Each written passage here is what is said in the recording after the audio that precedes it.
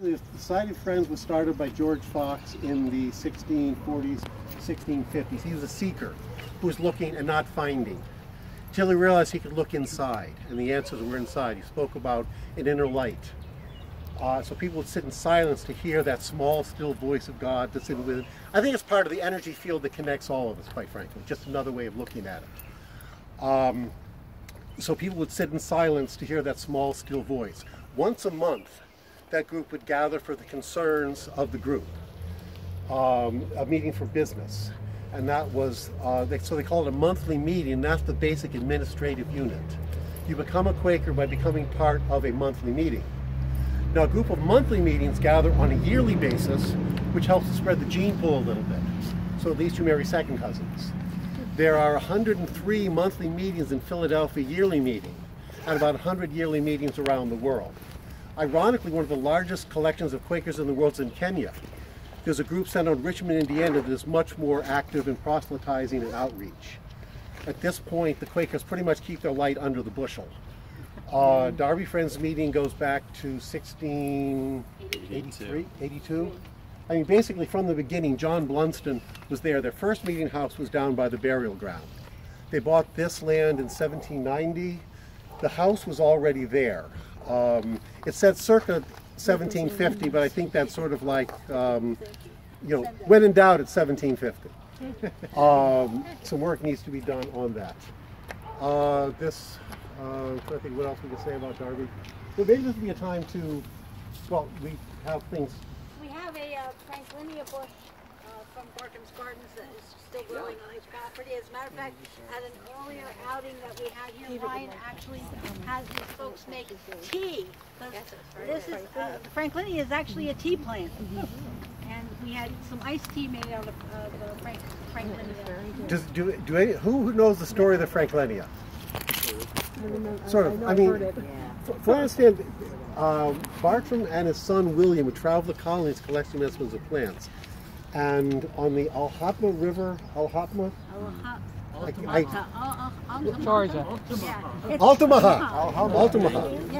River, they found this plant and they sort of took some cuttings, I guess. Never able to find it again. So it's possible, and they named it Franklinia in honor of Benjamin Franklin. Etc. And this is one place where you can see a Franklinia. That's right. So let me just, say a couple of things about the ground here. With the help of Paula, yes, who's here, and some of her helpers. Last summer, we were able to discover this original pathway that was just buried under a couple inches of dirt and mud. And over here, one can see where the carriages would have come up the drive and crossed, because the brick changes from the herringbone to the laid pattern, and then it goes back to herringbone over there. And one of the things we're going to do this summer is pull up the rest of the dirt, because many of the early friends would have lived here in Darby and would have just simply walked to meeting. Now, if you were coming by carriage, you would have come up the drive, crossed here, and then parked your carriage or your horse in one of the stables. And there were stables that ringed the meeting house all the way to the back and then back behind where the municipal building is today. And there's great photographs at Swarthmore College in the archives of the meeting in the 1860s, really up through the 19th century. So this is one of the kind of exciting things we've discovered of late. And community service did it, and they had to be very, very careful because we couldn't chip the brick. Everything had to stay intact, and we're quite proud of it. And yeah, we're going to finish it at some point and go out to, I believe it goes out to Main Street. Yeah. Yeah. Come out again. The grass needs to be cut. Well, they have, yeah. We have a caretaker who cuts the grass. We just service can do it. They're young. And it's free. And the Franklinia that John and Jen were speaking of is here, starting to bud for everything. Everything's winter. But it's going to bloom in late July, August. As its first bloom, then it blooms later. It blooms the second time. Normally at the end of the harvest season. It has nice white flowers, almost similar to like a rhododendron or a tulip tree. That tree is.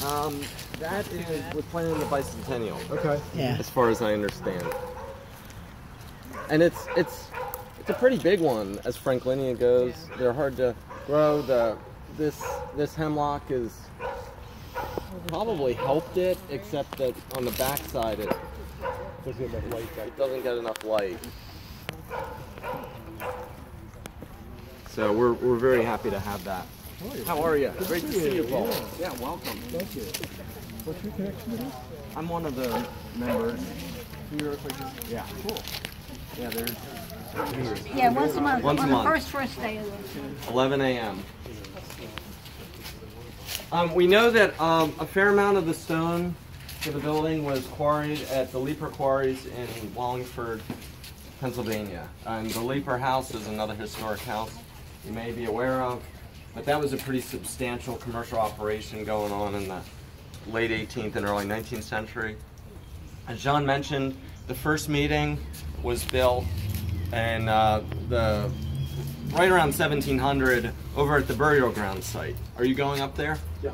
All right, so that was a log meeting, and that lasted until about the time of the Revolution, whereabouts they needed a larger meeting. They built supposedly a brick meeting house. I've never seen a photograph of that. Down in what I call the football field, down below the burial ground. You'll see it up on the Darby Road. And then by 1800, the meeting had expanded even larger. This was a very important early meeting, and one of the oldest, but with a large body of congregants. So they basically kept growing. And in 1804, construction on this meeting was begun, and it was completed in 1805. It has a full basement, dug. The building's really in quite good shape. The porch was added sometime in the mid-19th century, and we're fixing it. As you can see, these are old-growth pine beams that basically mirror what the original was here, and we're going a little bit at a time here. Has it been in continuous operation, or did it go fallow for a while? Continuous. Yeah. Continuous. Yeah. And meetings here are, actually tomorrow morning will be the first Sunday, the first day of the month. They have meetings worked up here at 11 o'clock. Quakers didn't like using, Monday, Moon Day, basically, so it's first day, second day, third day. Sunday is first day, and meetings here for worship, first day at 11 o'clock, and you are cordially invited. yes. I want to tell you about Elias Hicks. So I think you found the information about. Sure. Let's do. Okay. Let's let people walk around a little bit. Okay. And then I'll get up on the soapbox.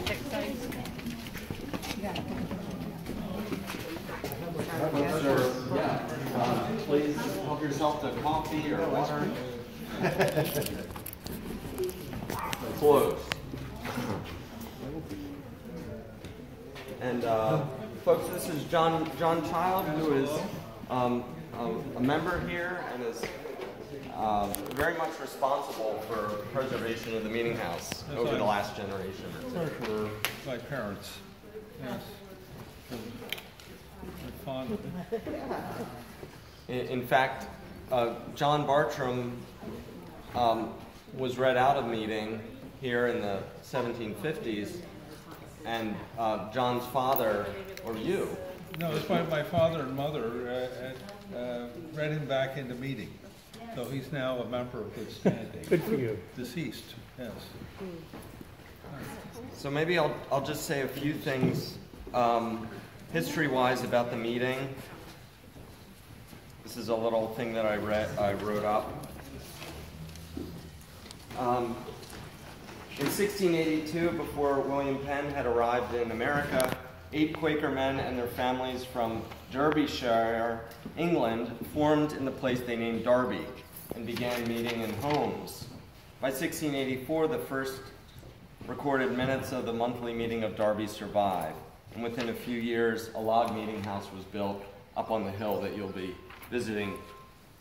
That structure, built in 1687, was the earliest Quaker meeting house built in Chester County. This was part of Chester County until about 1790.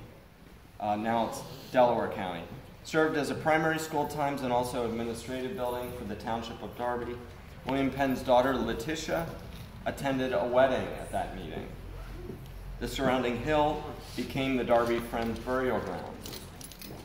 In 1701, the Darby meeting was growing, and Friends built a new, larger meeting house of brick along the Darby Road, so that's below the hill. Some familiar names from the era include Blunston, which I'm sure John has talked about, Bunting, Bonsall, Bartram, the Bartram family was across the street, Garrett, Newlyn, Owen, the Owen family, Sellers, and the Walm family. In 1772, leading American Quaker John Woolman worshipped here, actually in the second meeting house building. He was an early advocate for the abolition of slavery. He was a friend from New York State, or actually New Jersey rather.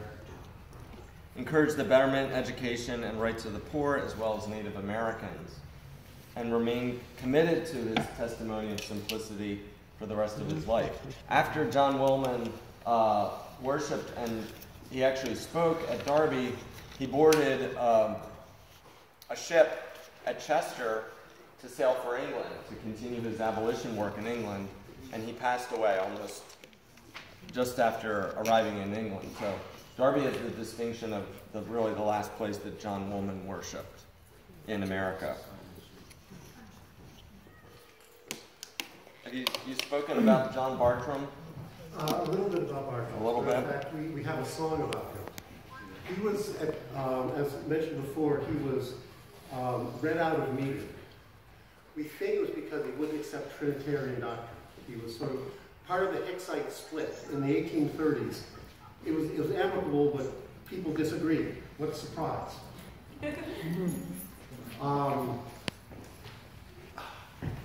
We think it had to do with Trinitarian doctrine. You know, if you go to Bartram's garden, below the window, there's an inscription, "For holy God, Almighty Lord, the only one by me adored." It was friendly, but he was relieved of the obligation to attend meeting for business. Except, as Mr. Child mentioned, they've written back into meeting, was this 1978, John? About then, yes. Yeah, and John and I came and sang the song. We wrote it for that occasion. John Bartram's a man who was born in Darby many years ago. A simple man with a tilled the soil. About him we would know. He saw the light and looked at nature, sought that light wherever he would go. Saw God's design in the simple daisy. About him we would know. There then came a time when the Quaker meeting, he did not agree. The meeting said they must conform and accept the Trinity.